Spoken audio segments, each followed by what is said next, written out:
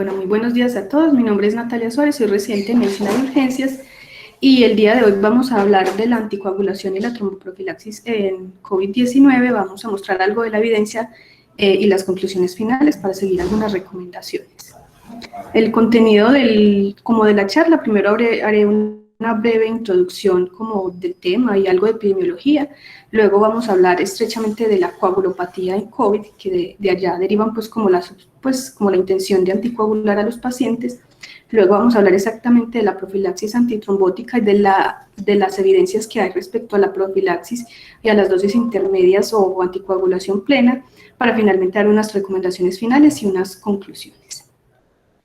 Entonces, a manera de introducción, como recordando un poquito como la línea histórica de esta pandemia, recordemos que el 31 de diciembre del 2019 se hizo la notificación, pues China hizo la notificación de que estaba evidenciando pues como una neumonía que no tenían la etiología clara. Igual el primer caso fue previo, incluso hay registros que hubo un caso en noviembre de ese mismo año, pero la notificación final se hizo en diciembre de ese año. Ya el 11 de febrero se hizo público el genoma del microorganismo, pues del virus que estaba produciendo esta neumonía, y el 6 de marzo del 2020, bueno, hay un error en la fecha, pero fue el 6 de marzo del 2020, se hizo se hizo público el primer caso aquí en Colombia, y para el 12 de marzo ya la Organización Mundial de la Salud declaró pues como esta infección como una pandemia. Actualmente, pues estos datos son sacados de la página de la Organización Mundial de la Salud hasta el 2 de junio de este año. Había un total de casos de 171.500.000 habitantes que habían o que están contagiados con el COVID, pues con el SARS, y un total de muertes de 3,5 millones en todo el mundo. En Colombia, específicamente también datos sacados de la OMS, desde que se confirmó el primer caso hasta el 2 de junio de este año, habían 3.400.000 casos confirmados y más o menos 88.700 muertes, con un, digamos, agravante, y es que como lo ven aquí en las gráficas, hemos tenido unos picos, y en el pico actual ellos reportan que ha aumentado un 40% respecto a semanas previas el número de casos. La mortalidad ha estado como, digamos, similar, pero el número de casos viene en aumento. Entonces, ¿cómo se comporta esta infección? Hay un registro, es un poquito ya viejo, digamos, para el 2021, que se hizo con más de 70.000 pacientes, todos de China, y ellos describieron que la infección tenía como una presentación leve, severa y crítica.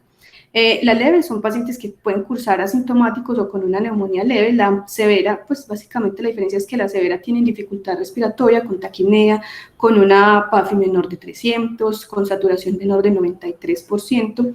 Y la crítica es aquellos pacientes que ya requieren soporte de algún órgano en la unidad de cuidados intensivos, generalmente soporte ventilatorio, con una mortalidad. Entonces, como la mayoría de casos se va a presentar leve, el 81%, el 14% severa y hasta en un 5% crítica. Y la mortalidad en general, según este registro, fue el 2.3%.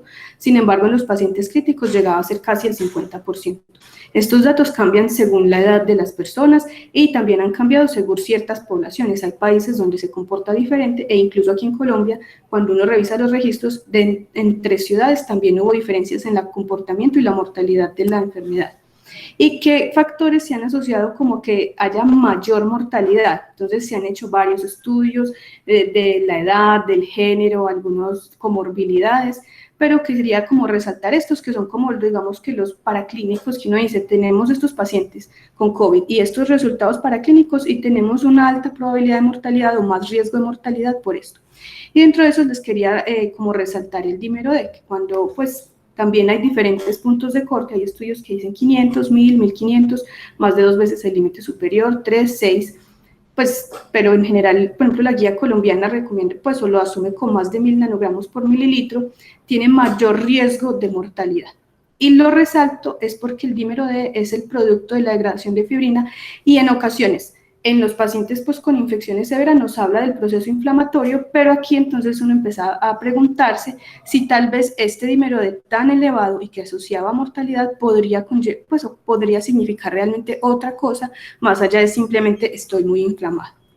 Entonces se hace uno una serie de preguntas. ¿Será que este dímero D y otras alteraciones que se han encontrado, que ya vamos a hablar de ellas, nos hace, pues, o ahí muestra la evidencia de que hay una coagulopatía? Y si existiera, ¿qué implicaciones clínicas tiene esto? Si solo es aumento en la mortalidad o hay algunas otras cosas. Entonces, aquí les quería mostrar el primer estudio. Este es un estudio observacional, pues solamente descriptivo, que se hizo en un centro hospitalario en China, y ellos lo que querían ver o hacer era describir los parámetros específicamente de coagulación en los pacientes que tenían neumonía por COVID-19. Entonces, ellos incluyeron pacientes desde el 1 de enero hasta el 3 de febrero del año pasado, y en total incluyeron 183 pacientes consecutivos, y simplemente querían comparar estos parámetros de coagulación entre sobrevivientes y no sobrevivientes. Recordemos que esto es un estudio observacional. ¿Y ellos qué vieron? Ellos vieron pues como que varios factores adicionales a estos parámetros podían estar diferentes o pues podrían implicar riesgos entre los sobrevivientes y los no sobrevivientes. Sin embargo, observaron que un tiempo de protrombina prolongado, un dímero D aumentado y esto que son los productos de degradación de la fibrina diferentes al dímero D también elevados, se asociaban o eran mayores en los pacientes que no sobrevivían a la neumonía. Entonces, de ahí empieza como a resaltarse la importancia, bueno, tenemos ya no solo es el dímero D, hay otros parámetros que nos están indicando que hay una alteración en la coagulación y que también se asocian o pues están más frecuentemente o se encuentran más frecuentes en los pacientes que fallecen de la infección. Entonces, ¿qué importancia clínica tiene esto? Listo.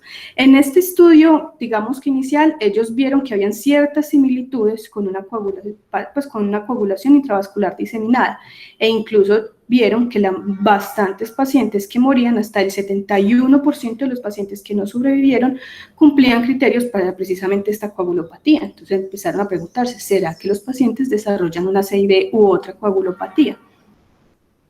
Y entonces nos preguntamos, bueno, tenemos los parámetros, sabemos que hay factores de riesgo, pero clínicamente esto cómo nos impacta.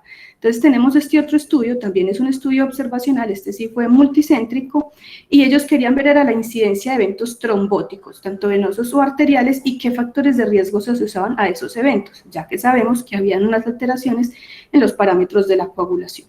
Incluyeron 3.334 pacientes, no todos eran críticos, habían unos en hospitalización general, 829, como lo dice en la diapositiva, entraron a la unidad de cuidados intensivos, y ellos, ¿qué vieron? Entonces, esta es como la gráfica grande. Lo que quiero que vean es que del total de eventos, entre los pacientes, pues hasta un 16% de los pacientes del total, críticos y no críticos, pero que estaban hospitalizados, presentaban algún evento trombótico, y ese evento trombótico no solo era venoso, también arterial, se veía en los pacientes. Pero esa incidencia de eventos trombóticos era incluso mayor en los pacientes que se encontraban en unidad de cuidados intensivos, llegando a ser tan alta como casi un 30%. Y cuando comparan pues como con eventos trombóticos en pacientes hospitalizados críticamente enfermos no COVID, ellos empezaron a notar y muchos otros estudios que era mayor la incidencia de estos eventos en este tipo de pacientes. Incluso ellos determinaron, como les digo, algunos factores de riesgo, y para estos eventos trombóticos describieron una mortalidad, pues un HR para mortalidad de 1.8, y fue estadísticamente significativo. Entonces ya no solo sabemos que hay parámetros alterados, sino que esto nos lleva a una coagulopatía, que esa coagulopatía nos aumenta los eventos trombóticos, y que esos eventos trombóticos añaden más como riesgo para precisamente mortalidad. Y quería como nombrarles otra cosa de este estudio, pues ya que muchos hemos leído de COVID y todo, y ellos evaluaron el dímero de cómo se comportaba en esta población, pues en los pacientes.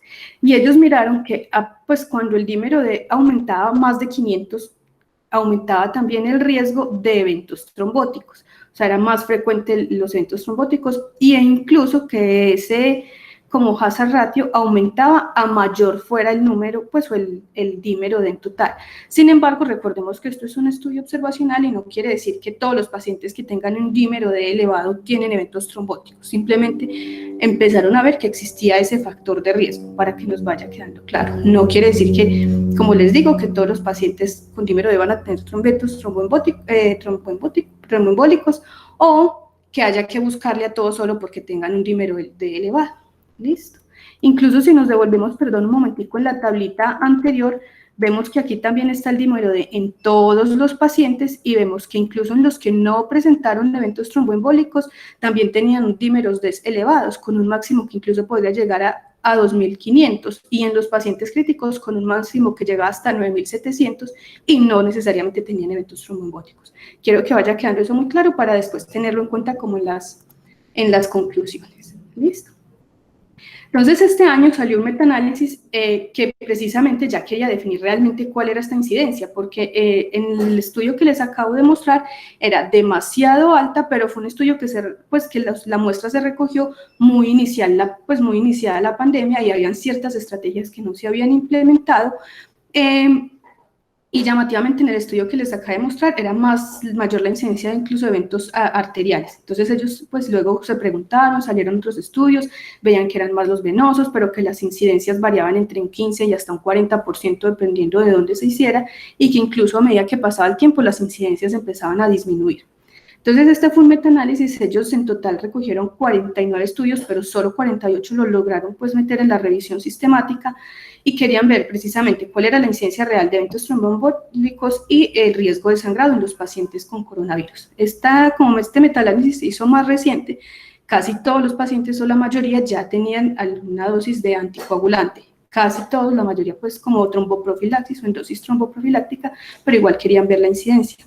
Y ellos en general lo que encontraron es que el 17% de los pacientes tenían un evento tromboembólico, no tan alto como el que pues en otros registros que se han visto hasta el 40%, como les decía, pero los pacientes que están en la unidad de cuidados intensivos era mucho mayor, hasta un 28%, pues a una incidencia de un 28%.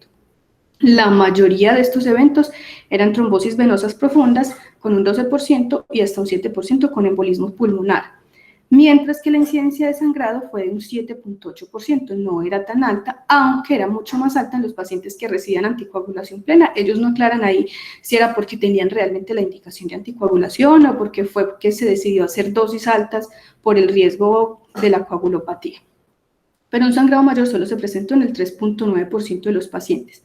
Aclaro, este metaanálisis tuvo mucha heterogeneidad porque los estudios eran múltiples, porque no se describía exactamente o variaban entre estudios cómo hacían los diagnósticos de TBP, de embolismo pulmonar, si lo hacían con sospecha clínica o si hacían búsqueda estándar a todos los pacientes, pero nos va como orientando a que, bueno, realmente esto sí está viéndose en los pacientes sí hacen más eventos tromboembólicos.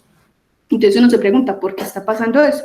Entonces algo como de la fisiopatología que les quería mostrar es que primero llega el virus, él se pega a su receptor en las células que tienen el receptor de la enzima convertidora de angiotensina, que dentro de esas hay varias como digamos células como blanco o que tienen este receptor, pero de resaltar el neumocito y la célula endotelial, que en este caso es como el que nos va a interesar a nosotros. Cuando él entra hace un daño per se de la célula, ¿cierto? Pero además de eso va a desencadenar una respuesta inflamatoria, entonces vienen los macrófagos, vienen los neutrófilos, liberan citoquinas, se empieza a recolectar o pues llegan muchos más neutrófilos y todas estas citoquinas y lo que se sigue liberando va a generar que se activen ciertas cosas como las plaquetas. Entonces el daño que se hace en el endotelio directo más la inflamación per se va a activar como toda la parte plaquetaria y se van a empezar a formar coágulos, pues, o la agregación plaquetaria va a estar aumentada. Y las mismas plaquetas aumentan más la respuesta inflamatoria, además se empiezan a activar también factores de la coagulación por la misma respuesta inflamatoria que les venía diciendo, el complemento se aumenta, y todo eso va entonces a desencadenar que se den como la tríada Virchow, que es para el desarrollo de embolismo, pues, o de trombosis venosa, que hay el daño endotelial, que ya vimos que hay inflamación y daño endotelial per se, hipercoagulabilidad, porque entonces se van a empezar a activar no solo las plaquetas, sino diferentes factores de coagulación y empieza la cascada a aumentar, y hay éstasis muy asociada a la hipoxia y que los mismos pacientes están hospitalizados y quietos. Listo. Además, recordemos que cuando el virus se une a su receptor, que es el receptor de la enzima convertidora de angiotensina, como un mecanismo, por así decirlo, o bueno, no, simplemente se ocupa y aumenta la angiotensina 2. Y la angiotensina 2 es proinflamatoria y procoagulante. Entonces, ¿esto en qué se traduce finalmente? En que van a aumentar unas sustancias procoagulantes Entonces, muestra de eso es el aumento del dímero D, del fibrinógeno en muchos pacientes, del factor de von Willebrand, pues que activa las plaquetas, del factor 8, y van a disminuir, digamos que, factores asociados a la fibrinolisis. Los pacientes sí hacen fibrinolisis, pero está disminuida. Entonces, disminuye el inhibidor del factor tisular, la angiotensina 3, la proteína C, y lo que se va a dar es una coagulopatía. Pero ya entendiendo la fisiopatología, es diferente a lo que mostraban los estudios iniciales que decían que era similar a una coagulopatía intravascular diseminada. No. La coagulopatía intravascular diseminada tiene unas características específicas y tienden más a sangrar los pacientes. En este es más protrombótica. ¿Listo? Entonces, como les decía, manifestaciones clínicas, hay trombosis venosa profunda, embolismo pulmonar, hay injuria miocárdica ya por trombosis arterial e incluso ACV. ¿Listo? Y realmente como una definición que uno puede encontrar de, bueno, sí, la coagulopatía por COVID es X. Hay muchas definiciones, algunos textos dicen una, algunos textos dicen otra. Este es un documento, pues se los recomiendo, ahí está la bibliografía, muy interesante, y ellos dicen, no tenemos una definición, pero sí tenemos como unos estadios en los que esa coagulopatía se comporta diferente. Entonces, generalmente el estadio 1 y 2, en la que los pacientes digamos que no están tan críticos, entonces serían como el COVID leve o grave, pero no crítico, llama la atención que efectivamente hay alteraciones de las pruebas de coagulación, pero difieren un poquito de la CID. Entonces, por ejemplo, el conteo plaquetario puede estar normal, los tiempos pueden estar normales o un poquito prolongados y el fibrinógeno está incrementado. Entonces, aquí generalmente predominan los eventos trombóticos. Sin embargo, en los pacientes críticos eso puede variar un poquito, hay también aumento del dímero D, pero ya empiezan a haber comportamientos diferentes, las plaquetas disminuyen, el fibrinógeno está disminuido, los tiempos se prolongan más, ya más similar a una CID. Por eso algunos estudios describían que se parecían mucho esa coagulopatía a una CID, probablemente era porque incluían pacientes muy críticos o porque como no se habían implementado muchas cosas digamos, del manejo estándar, o los pacientes llegaban tardíamente, se hacían diagnósticos tardíos porque era muy inicial la pandemia, los veían más en el estadio 3. Entonces, con esas preguntitas que nos hicimos al principio, son muchos los marcadores que van a estar alterados y todos evidentemente van a señalar a que hay una coagulopatía, específicamente protrombótica. Y estas características son muy propias del COVID, o sea, son diferentes a la CID y a la coagulopatía inducida por sepsis, que es otra, digamos, que era similar. Sin embargo, ya vimos que en estadios avanzados se pueden comportar como coagulopatías pues diferentes. Y esa coagulopatía también, como lo hemos mostrado, aumenta los eventos protrombóticos, tanto arteriales como venosos, y eso asociado entonces a mayor mortalidad. Entonces uno se pregunta, bueno, ¿hay una forma de prevenirla o tratar esa coagulopatía? Ya vimos cómo era la fisiopatología, entonces ¿será que anticoagular a los pacientes puede ser útil? Y si los anticoagulamos, ¿hay aumento del riesgo de sangrar? Y si lo vamos a hacer, ¿qué medicamento usamos o a qué dosis? A todos los pacientes por igual, es igual en los moderados, en los graves, o en los críticos, o en los leves, en los ambulatorios. Entonces vamos a tratar de responder esas preguntas. Entonces este es un estudio, digamos que vamos a empezar como en orden. Ellos lo que querían ver era si los pacientes que recibían o no tromboprofilaxis, a dosis de tromboprofilaxis, entonces ellos utilizaron enoxaparina entre 40 y 60 días, pues se movían en ese rango, o heparinas también de no fraccionadas, pues en una dosis de tromboprofilaxis, querían ver si eso impactaba en la mortalidad de los pacientes. Entonces fue observacional, recogieron pacientes consecutivos que entraban pues, o que eran hospitalizados en un centro hospitalario en China, y luego hicieron como un análisis multivariado para definir si esa tromboprofilaxis impactaba o no en la mortalidad, y ellos vieron que no, ¿cierto? Mira, aquí tenemos el OR, pasa por la unidad, no es estadísticamente significativo, ¿cierto? Sin embargo, bueno, y ya vimos, con heparina sobrevivían 21% y si no sobrevivían 22%, no habían pues como diferencias. Sin embargo, ellos luego estratificaron los pacientes por el score de la coagulopatía inducida por sepsis y por el dímero D, y se dieron cuenta que en los pacientes que tenían un score alto o un dímero D mayor a 6 veces el límite superior normal, esas heparinas sí impactaban en la mortalidad.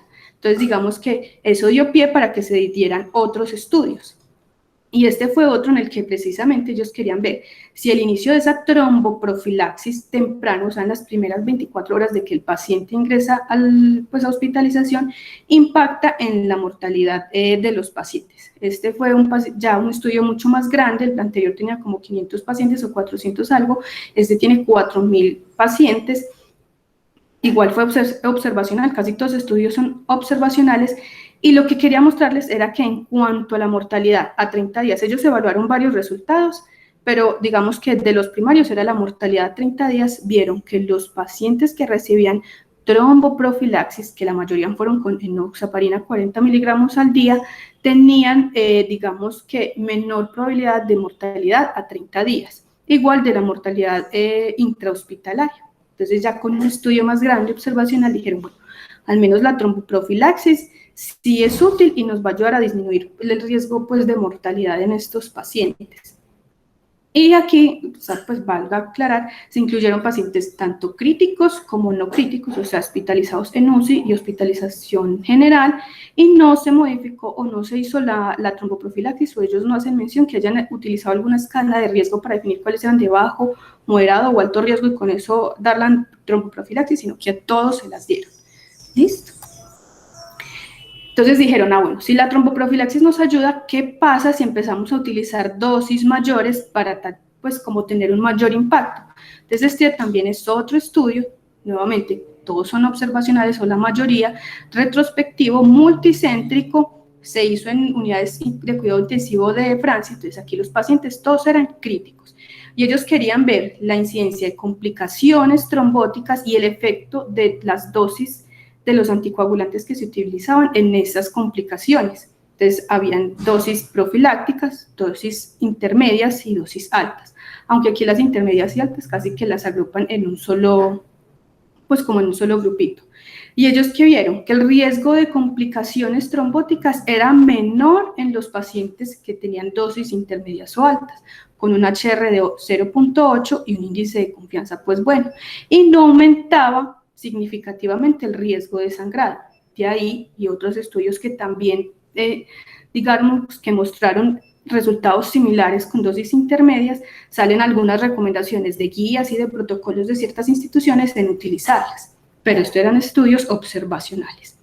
Entonces yo creo que este es de los más famosos y es el Inspiration, que eso sí, ellos ya querían era hacer un estudio aleatorizado. O sea, un ensayo clínico en el que demostraran que efectivamente esas dosis intermedias versus las dosis estándar efectivamente tenían un impacto en la mortalidad del paciente. Este fue un ensayo clínico aleatorizado, fue abierto, multicéntrico y efectivamente quería ver pues lo que les acabo de explicar. Entonces su resultado primario fue la incidencia, pues cómo eran los eventos de trombosis venosa arterial o pues venosa, ECMO o mortalidad de 30 días en ese grupo de pacientes. Entonces ellos los aleatorizaron, los dividieron en dos grupos que en general eran similares, y aquí están, entonces le quería mostrar aquí los resultados. El resultado primario, que era la composición de eventos trombóticos venosos arteriales, ECMO o mortalidad de 30 días, digamos que fue similar, pues no hubo diferencias significativamente pues, de significancia estadística entre los pacientes con dosis intermedia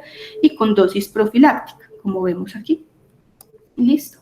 Aquí está pues ya como en una gráfica con un HR de 1,6, pero que pasa la unidad y con una P que no es estadísticamente significativa. Y además ellos querían ver dentro de la seguridad el sangrado mayor o la trombocitopenia severa, y ellos dijeron, para que sea no inferior, o sea, no inferior a la tromboprofilaxis normal, tiene que tener un OR de 1.8 o más, y tampoco lo cumplió. Entonces, lo que finalmente este estudio, que ya era grande, que era el ensayo clínico, tumbaron como la teoría de que la dosis intermedia tenía realmente un impacto en la mortalidad o en los eventos trombóticos de estos pacientes. ¿Listo?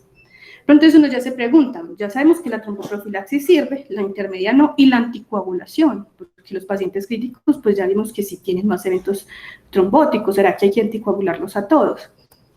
Entonces, realmente hay muchos estudios, pues son chiquitos, son varios chiquitos, generalmente son, pues o casi todos son observacionales. Sin embargo, les quería mostrar este. Este es un preaprobado. Este estudio no ha sido publicado todavía, aunque uno se puede como descargar, digamos que todo el protocolo y los resultados. Solo falta que lo aprueben y lo publiquen.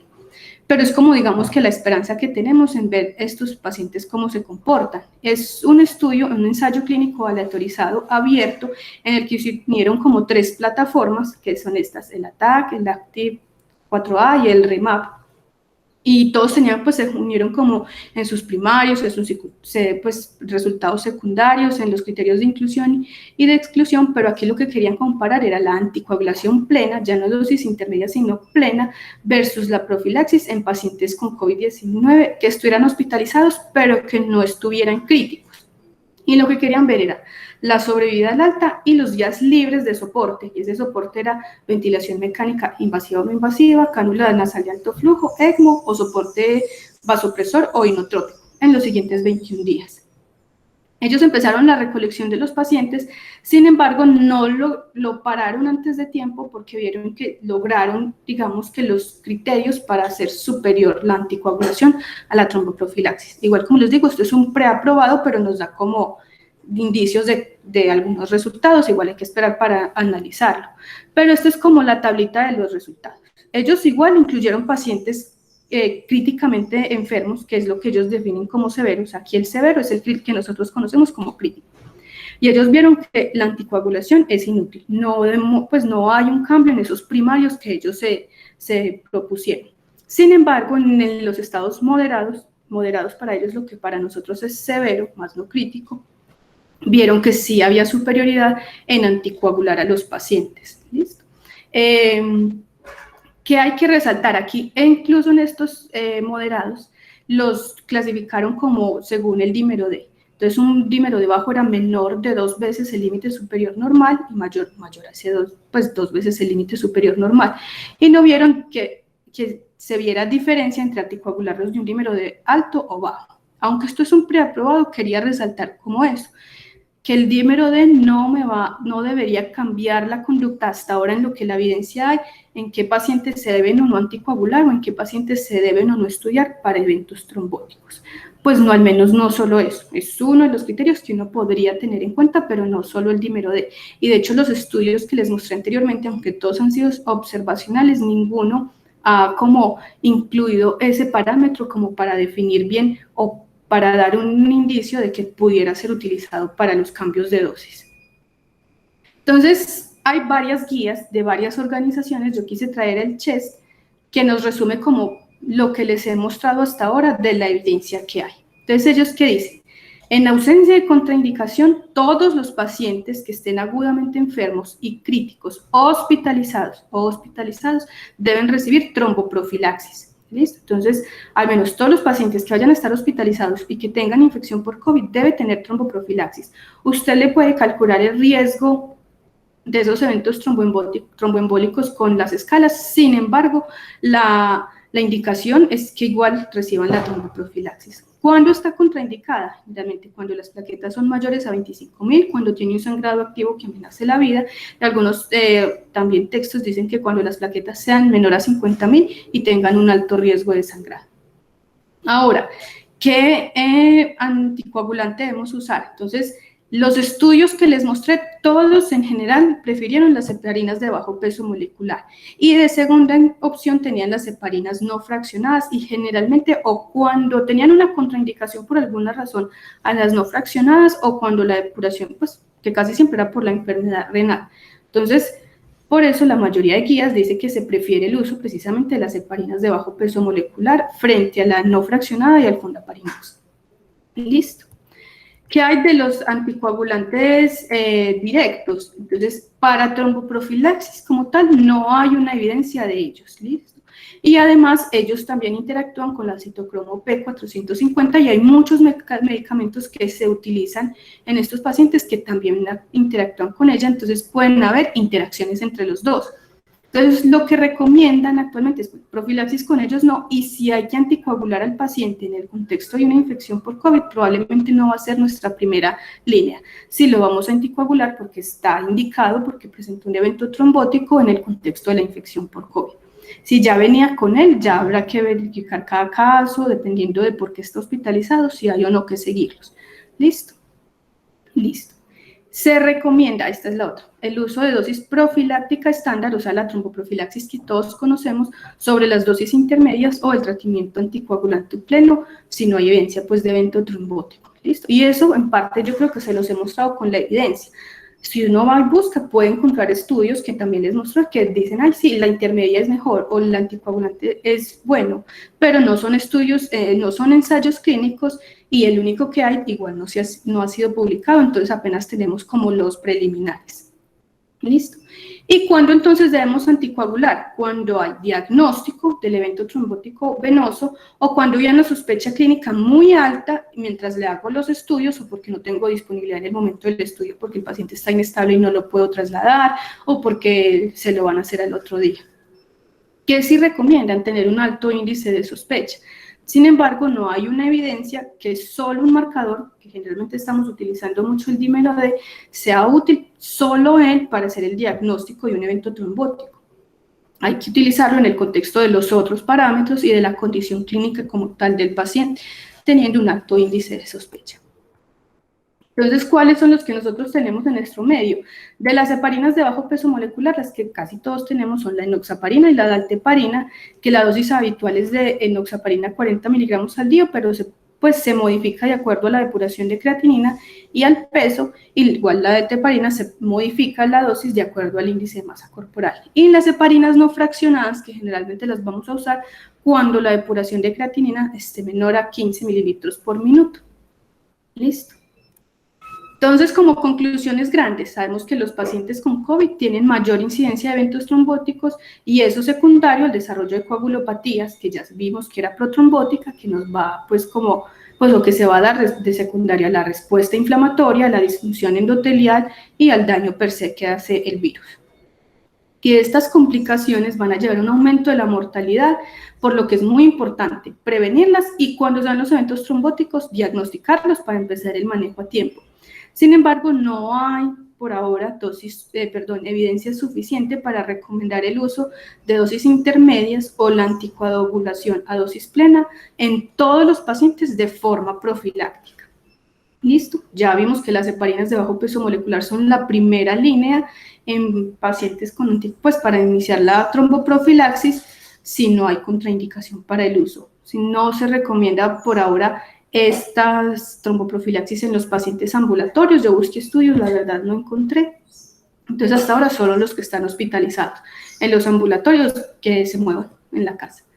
Igual tenemos que tener presente que en estos pacientes hay que tener un umbral bajo para sospechar las complicaciones trombóticas venosas, también arteriales, aunque a veces esas digamos que es un poquito más fácil, bueno, entre comillas más fácil diagnosticar un stroke o un infarto, o una isquemia de extremidades que también se ve, o una isquemia mesentérica, pero en este caso vamos más como al tromboembolismo venoso. Y entonces, cuando ya tenemos el diagnóstico o la sospecha clínica es muy alta, ahí sí está indicado anticoagulación plena de los pacientes. Y lo más, pues no lo más importante, pero un dato importante, no hay evidencia suficiente que avale el uso del dímero D o cualquier otro marcador para el diagnóstico como tal, solo de utilizando estos marcadores de eventos trombóticos, ni tampoco se utilizarían o no hay evidencia para utilizarlos para cambiar las dosis de los anticoagulantes. ¿Listo? Les quería recordar que igual ya en otros casos donde necesitemos hacer trombolisis no hay contraindicación. Si el paciente está o tiene el diagnóstico de una CB y está en ventana o un TEP y está inestable, pues no hay contraindicación tampoco, pero eso sí no era como tanto de la charla. Y eso era lo que les traía. Realmente uno encuentra, digamos que muchas cosas, pero la evidencia fuerte no es tan abundante como quisiéramos. Y ya no sé si tienen alguna pregunta, alguna inquietud. Nati, buenos días. Hola, el doctor Juan Manuel levantó la mano y luego el doctor Zuleta. Hola Nati, buenos días. ¿Qué más, Juan? Bien. Nati, me quedan dos dudas. La primera es, a la luz de esos resultados que mostraste del estudio que todavía no se ha publicado, yo no sé si lo irán a publicar porque si lo detuvieron deben estar pensando muy bien si lo van a publicar, probablemente sí. Vos concluirías que hay que anticoagular los COVID graves no críticos? ¿O crees que con eso no es suficiente? Esa es la primera pregunta. Y la segunda es, ¿qué hacemos con las sociedades como las clínicas de Cleveland y otras sociedades que han publicado unas guías para anticoagulación en el paciente con COVID sin enfermedad tromboembólica venosa? Yo sé que salieron hace rato, pero en realidad hay mucha gente que pues, se pega de esas guías para hacer anticoagulación dependiendo del dímero D. Bueno, entonces con la primera pregunta, yo personalmente todavía no lo haría. Es un estudio preaprobado. Cuando uno lo lee, por ejemplo, cuando los expositores o los que son del grupo de investigadores lo exponen, ponen unos primarios, y cuando uno va y lee el texto, el primario es diferente. Los criterios de inclusión también varían un poquito, y de hecho le han hecho ciertas críticas, es porque la incidencia de eventos trombóticos en ese estudio fue mucho menor, incluso a la de los pacientes críticos por otras cosas. Entonces se preguntan si realmente es necesario anticoagular a los pacientes. Entonces, en ese aspecto, yo solo les quería como mostrar que hay como lucecitas que de pronto podrían indicar que algunos pacientes se pueden beneficiar. Sin embargo, necesitamos pues como tener la evidencia bien concreta. Incluso cuando uno se lee el texto, no tienen todas las gráficas, no tienen pues como todos los ORs, entonces sería muy bueno como conocerlo. Entonces, por ahora, digamos que es para que estemos pendientes cuando salga. El estudio lo pararon, según ellos, fue no porque no cumplieran los criterios, sino porque ya, de hecho, cumplieron los criterios para mostrar que la anticoagulación es superior a la tromboprofilaxis en esos pacientes. Sin embargo, como les digo, yo preferiría esperar que se publiquen todos los resultados. En cuanto a las otras guías que nombra Juan Manuel, yo también estoy viendo varias, incluso hay unos que recomiendan todavía las dosis intermedias. Cuando uno va y lee ya como tal la evidencia donde sale eso, son puros estudios observacionales, o sea, no hay nada como concreto, y también, al igual que hay estudios que uno encuentra que los favorecen, hay otros que dicen que no hay diferencia. Mira, incluso el que yo les mostré, habían pacientes con un dímero D hasta 9.000 sin un evento trombótico. Entonces, aumentarle el riesgo igual de un sangrado a un paciente que si está muy crítico, también hemos mostrado que son más frecuentes, digamos, que la coagulopatía, pero hemorrágica. Entonces, en lo que yo leí, en la evidencia que revisé, no encontré como algo en lo que uno se pudiera pues como parar firmemente y decir, si es que el dímero D me va a servir para. Incluso miren que en el preaprobado no hubo diferencias tampoco cuando digamos que los marcaron por dímero D. Entonces yo pienso que eso también hay que cogerlo con pincita y todavía no, pues no basarnos solo en eso. Igual, hay unos que dicen que más de 500, de 1500, hay otros que dicen que si son más de 6 veces el límite superior normal, eso es casi que seguro que tiene un evento trombótico, pero cuando uno va a la realidad, a muchos se van de tomografía, pues de angioTAC y no les encuentran nada. Entonces, a la luz de la evidencia, eso no tiene una sustentación fuerte para hacerlo. Pienso que en este tema todavía hay muchas cosas que no están totalmente como claras y que hacerlas o no hacerlas, muchas veces no sabemos bien el impacto que tienen los pacientes, o sea, no estamos tampoco tan claros de que les vaya a ir muy mal o que les vaya a ir muy bien o que no les va a pasar nada, ¿cierto? Porque también vimos que aunque tienen una incidencia X de sangrado, no es tan alta, incluso cuando los anticoagulan, pues los anticoagulados sí sangran más, pero no es unas incidencias altas respecto a otros pacientes. Entonces, todavía eso queda como en entredicho, pero como les digo, en lo que yo revisé no está como bien sólido para hacer esas recomendaciones. E incluso si lo fuéramos a hacer, cada guía dice un valor diferente, entonces ya le toca a uno decir cuál valor va a utilizar. Entonces pensaría que por ahora no. ¿Y vos qué opinas de que hayan detenido ese estudio porque les haya ido muy bien a esos pacientes o porque tuvieran la información suficiente? Hasta donde yo recuerdo, pues yo sé que hay varios estudios que los han detenido porque demuestran clara superioridad, pero eso es una de las cosas que más critican en la literatura, que eso realmente no se debería hacer. Yo creo que el doctor Vallejo nos puede dar más luces al respecto. Pero yo quiero saber vos qué opinas de que hayan parado el estudio porque hayan encontrado superioridad muy rápido y si entonces encontraron la muestra o recalcularon la muestra. No, ellos, pues lo que ponen ahí ni siquiera recalcularon la muestra. Ellos dicen, para ese momento teníamos tantos pacientes, hagamos el análisis con los 2.000 y algo de pacientes. yo pienso que cuando uno para tan súbitamente un estudio tendría que mostrar pues como que fuera favorable en un rango muy amplio y ellos se mueven en un rango pues muy cercano igual al de que no hay superioridad. Como le digo, Juan, yo creo que hay que leerlo como con más calma.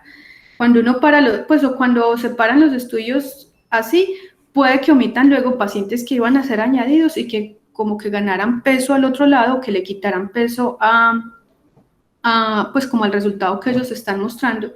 Y hay un video muy bueno de la ICTH, que son dos médicos, uno precisamente del grupo de investigadores y otro médico, uno del grupo de investigadores que es de Estados Unidos y otro que es de España.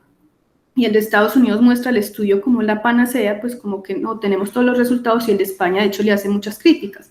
Entre esas, como esto, le decía, están mirando resultados que parecen más de tratamiento más que de tromboprofilaxis como tal, y no sabemos bien qué otros medicamentos están recibiendo los pacientes, pues como tal, pues como que otros medicamentos adicionales, otros tratamientos adicionales podrían haber modificado eso, que las incidencias de ellos no concordaban con otros estudios de las incidencias, precisamente de eventos trombóticos. Entonces hay muchas cosas que todavía hay que tener claras. Yo pensaría que es mejor continuarlo, y más porque si está preaprobado, igual no lo han publicado y le han hecho pues mucha propaganda y todavía sigue como en el aire. Pero sí, yo pensaría que ahí sí el doctor Vallejo nos puede ayudar más en qué consecuencias trae pararlos tan rápido los estudios. Ok, bueno. Entonces, en términos generales, cuando se proyecta un estudio y sobre todo un ensayo clínico, pues lo que hay que recordar es que el tiempo de observación que se hace para evaluar los pacientes y adicionalmente a eso el tamaño de muestra se calcula para evaluar los objetivos primarios de los estudios y específicamente en los ensayos clínicos, pues es un término que se debe cumplir por varias razones. La primera es que el tiempo de observación que se realiza en los pacientes tiene que ser lo suficientemente amplio, no solamente para observar el efecto tanto deseado de los medicamentos, sino también ver los desenlaces de seguridad, específicamente los desenlaces gruesos que podría comentar uno, por ejemplo, en este caso, que serían sangrado mayor o incluso mortalidad. Entonces, de tener un estudio de manera temprana y un ensayo clínico donde se pueden, se pueden presentar eventos adversos graves como estos, no es sugerido e incluso la literatura científica hace un llamado a que se financien los estudios en los cuales se evidencian o se pueden evidenciar en las observaciones a puede ser mediano o largo plazo, estos eventos adversos. Un ejemplo de ello es el estudio clásico de administración de antiarrítmicos en los pacientes con infarto agudo de miocardio, en los cuales de manera temprana se encontró que los pacientes pudieran tener un beneficio con respecto al desarrollo de arritmias cardíacas en el periodo agudo postinfarto. Sin embargo, posteriormente los pacientes presentaban un aumento en la mortalidad. Entonces, esto por ello es bastante importante en la evaluación de no solamente el efecto de los medicamentos, sino también en los desenlaces adversos. Entonces, por ese lado, yo creería que sí es por lo menos de reprochar el hecho de que lo hayan terminado tempranamente, pero como dice Natalia, pues hay que ver con un poquito más de detalle cuál es el, la evaluación que hacen los pares y cuál sería, pues, digamos, por lo menos la observación que ellos realizan al momento de la evaluación del artículo. Y por el otro lado, también creo importante es el hecho de lo que menciona Natalia y de ir aclarando un poquito más la información con respecto a qué es lo que viene sucediendo con COVID. Pues hemos visto una evolución muy dramática y vertiginosa de propuestas en cuanto a tratamientos que incluso miren que ha pasado un año y muchos de ellos se han venido descartando, sea porque no tienen evidencia o porque la evidencia que los soporta es insuficiente. Entonces, ello es muy importante. Entonces, tomar esos artículos prepublicación, yo creo que hay que nuevamente tomarlos con cautela. Recuerden que la evaluación por pares sustenta en gran medida eh, la literatura científica, porque los expertos, no solamente en el tema, sino los metodólogos, pues van a dar luces al respecto de si la evaluación que se hizo o no es válida. Y yo creo que pues ahí tenemos que pararnos muy bien y decir que hasta que no haya pues por lo menos esa evaluación por pares, no deberíamos considerar por lo menos la información para tomar decisiones. Eso creo que tiene que quedar también bastante claro. Y quería hacerte una pregunta, Natalia, y es la siguiente. Y en la evolución que se ha tenido con respecto pues a las dosis de anticoagulación, porque se proponían muchos esquemas de anticoagulación, más que de anticoagulación de tromboprofilaxis, pues finalmente nos quedamos entonces con esta que propones de 40 miligramos vía para todos, independientemente de las condiciones y comorbilidades del paciente. Eso sería pues la pregunta que quisiera realizar, uno. Y la segunda pregunta es que eh, sabemos de las dificultades y de las carencias que tenemos en nuestro sistema de salud, y muchos de los pacientes que en teoría requerirían hospitalización lo finalizan teniendo hospitalización domiciliaria. Mi pregunta en ese punto ¿es entonces adecuado a los pacientes que están en hospitalización domiciliaria eh, suministrarles la dosis profiláctica? Muchas gracias. Mm, Bueno, con la primera es que, digamos que la tromboprofilaxis, o dicen, en los estudios pues siempre dicen anticoagulación profiláctica, que es la tromboprofilaxis que nosotros conocemos. Las dosis son las que les pongo ahí. Fue modificando porque empezaron pues como algunos estudios a decir que unas dosis un poco más altas, pero sin llegar a la anticoagulación plena, podrían tener algún efecto. Entonces por eso algunos decían que 1.5 miligramos por kilo al día, otros que 1 miligramo por kilo, pero una sola vez al día. Entonces, de ahí como que ha cambiado. Pero cuando uno revisa las dosis que pusieron los diferentes estudios que comparaban las dosis profilácticas versus las altas o intermedias, la profiláctica es la que clásicamente se ha utilizado, que es la que les pongo ahí, de los 40 miligramos al día, y modificarla según el índice de masa corporal o la depuración de creatinina. No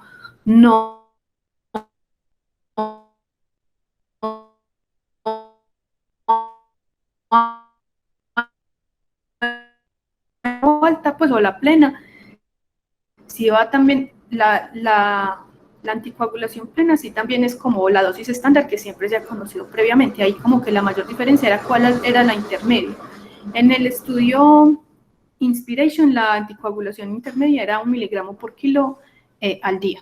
Pues entonces, realmente como que hayan más indicaciones, ¿no? Es la tromboprofilaxis clásica. Cuando uno va a las guías, pues, o por ejemplo esa que les puse del chest, pero cuando uno revisa otras guías que hablan de la tromboprofilaxis clásica, a veces ni ponen ahí las dosis, porque se remiten como a los estudios ya previos, que no eran ni siquiera en pacientes con COVID, de donde se sacan esas dosis.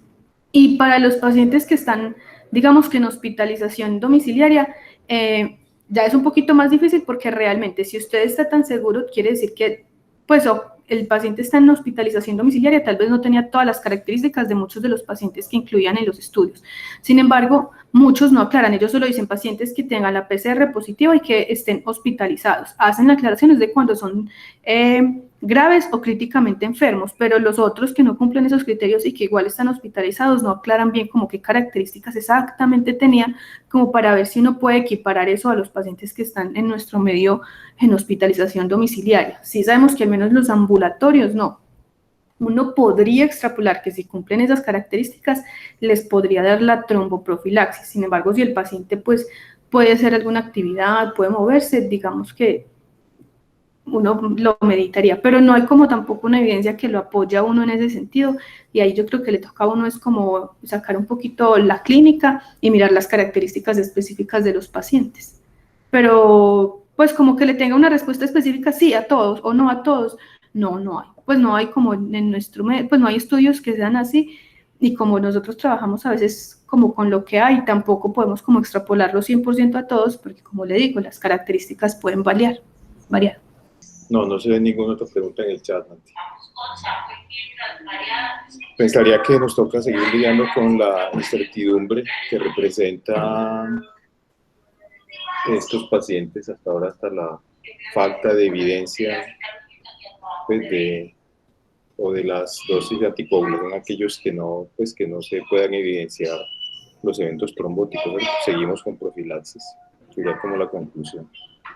Sí, pues esa es la conclusión. Yo pienso a veces que con el afán de encontrar una cura nos hemos ido como por muchos tratamientos, que ya hemos visto otros que han fracasado y que este todavía sigue como ahí en pie porque la fisiopatología muestra que ellos sí hacen más eventos, pero tampoco como que uno dice, no, es que sí, mire, este estudio con muchos pacientes, con una calidad excelente, mostró que efectivamente hay que ponerles la anticoagulación. Entonces, por ahora, basados en la evidencia que hay, es tromboprofilaxis. Sí, yo creo que pues, nuevamente volvemos sobre esa discusión que ha habido en la medicina de tomar decisiones basados en la fisiopatología y las decisiones que muestran los estudios clínicos, por lo menos con buen rigor metodológico, ¿cierto? Pienso que debemos seguirlas combinando y hasta ahora la evidencia apunta de que la profilaxis es lo más útil. Acerca de los pacientes en hospitalización domiciliaria. Doc, yo lo que le estaba diciendo era que cuando los estudios se han hecho para todos los pacientes, entonces ellos aclaran cuáles son las características de los críticamente enfermos, de los pacientes con COVID grave, pero hay otros pacientes que no cumplen ni los criterios para COVID grave, ni que están críticamente enfermos, pero que igual están hospitalizados, pero ellos no dicen específicamente por qué los hospitalizan. Entonces es muy difícil uno extrapolar esos resultados a nuestra población porque como no tenemos como bien las características, no sabríamos. En teoría, al menos ambulatorio, no hay estudios, creo que hay por ahí uno, pero no mostró pues como mayor beneficio, pero uno, si conociera pues exactamente esas características, uno podría extrapolar esa tromboprofilaxis a esos pacientes que están ambulatorios. Pero, como le digo, uno aquí, pues en Colombia, a veces simplemente es para ponerle oxigenito por cánula, pero el paciente se moviliza, pues no cumple como con ninguna de las características que al menos en los otros estudios iniciales mostraron que tenían los pacientes que hacían más eventos trombóticos, pues que tenían precisamente unos marcadores de la coagulopatía, que tenían el dímero de muy alto, o que tenían plaquetas más o menos bajitas, o un tiempo prolongado, pues otros marcadores que yo les expuse al principio que podrían indicar que esté o no la coagulopatía. Si no las cumplen, en teoría, pues por la fisiopatología no se beneficiarían, pero como le digo, como hay estudios que también incluyeron pacientes que no eran ni graves ni críticamente enfermos, pero que estaban hospitalizados, bueno, pero no sabemos eso, pues con exactitud. Entonces ahora decirle yo como unos criterios específicos, como si mire, cuando usted va a hospitalizar ambulatoriamente, a estos les da tromboprofilaxis y a estos no, es muy difícil. Por ahora, en lo que yo revise, pues o en lo que uno ve, no, porque son pacientes que generalmente no cumplen ningún criterio pues como de severidad o de mayor riesgo, entonces no tendrían como la indicación. Sin embargo, mire que los pacientes se benefician siempre que estén hospitalizados. Entonces es muy difícil. No sé si alguien ha encontrado algo más o que pueda extrapolar esos resultados a esos pacientes que uno va de alta con hospitalización en casa. Bueno, Nati, listo. Una preguntita, Nati. Entonces, los pacientes que ya, pues sé que de pronto el tema no es directamente, no tiene que ver con eso, pero el paciente que ya le diagnosticas una embolia pulmonar, hay una diferencia en la anticoagulación y aparte de la diferencia en la anticoagulación, en la duración de la anticoagulación de pronto. O sea, lo tratamos como un evento provocado, un evento asociado a una coagulación. No le escuché la última parte, pero pues los estudios o las guías dicen que se trataría como un evento provocado por los 3 meses. Gracias. Pues sería, o sea, cuando ya hace el evento trombótico, digamos que el manejo va a ser ya como cualquier paciente que ha tenido un evento trombótico. O sea, como que no habría diferencias ni en las dosis ni en el manejo. Lo único como diferente es que el umbral para la sospecha es un poquito menor, porque como ellos son más difíciles, porque ya están críticos, porque ya están hipoxémicos, por ejemplo, para un embolismo pulmonar, o porque están sedados y no nos van a decir los síntomas. Entonces, digamos que lo que dicen es que tenga una sospecha clínica en un umbral menor. Entonces, hay unos que dicen, puede ayudarse el dímero D, pero mírelo con respecto, pues, mirando los otros parámetros de gravedad. Si todos están muy elevados, probablemente es más que está muy grave, que tenga una respuesta inflamatoria muy severa, pero que no necesariamente tenga un embolismo, que si todos están como poquitos y el dímero D muy alto, o que venía muy bien controlado y de repente hace pues empieza con una hipoxemia refractaria, que empiezan los índices a caer, de pronto piénselo en eso. O cambios ya en las extremidades que le hagan a uno pensar que tiene un embolismo, pues una trombosis venosa profunda, pero tampoco es que uno diga que qué criterios debo tener para sospecharlo y tener un umbral bajito, no, tampoco existe, es más como la evidencia clínica, juntando parámetros de laboratorio y parámetros clínicos, y ya como lo que uno encuentre. Bueno, ¿tienen alguna otra pregunta? Nati, creo que Freddy levantó la mano. Hola, buenas. No, respecto a la pregunta que decía sobre el tratamiento tromboprofiláctica ambulatoria, en realidad no hay ninguna recomendación, pero hay ciertas consideraciones donde depende el criterio del médico, se pudiera considerar. Ejemplo de eso, los pacientes con antecedentes oncológicos, pacientes con dímero de IC incluso por encima de 6 veces el valor de la normalidad. Lo otro sería, por ejemplo, que le hagas una escala de riesgo validada para riesgo trombótico y que de alto riesgo. Entonces, básicamente, como esas condiciones, uno digamos como que la sopesa versus el riesgo de hemorragia y considera si se beneficia o no de un tratamiento profiláctico ambulatorio. Pero lo que digo, no hay recomendaciones, simplemente una consideración que uno pudiera tener con esos pacientes. Gracias, Fe. A ti, gracias. Son las 8 a.m. en punto. Bueno. Así es. Gracias por la presentación, Nati, muy amable. Muy bueno. Listo. Nos vemos. Bueno, feliz día hasta todos. Chao.